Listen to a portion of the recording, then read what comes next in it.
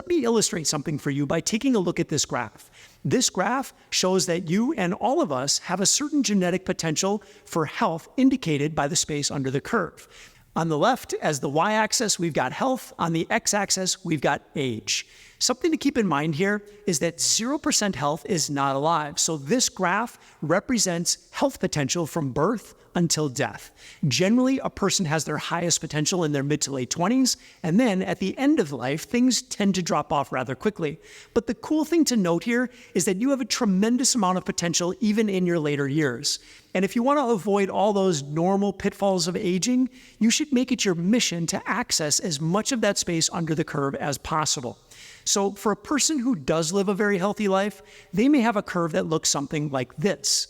And the reason for the gap between genetic potential and someone who is very healthy is because I believe it's impossible for anyone to hit their true genetic potential unless you're perfect.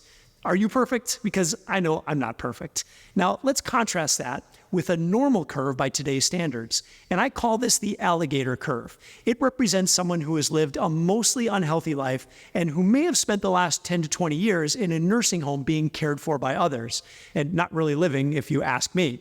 So I don't want you to be an alligator, and neither does your family, believe me. That's why, especially if you love life like I do, it's so important for you to create as much space under your curve as possible.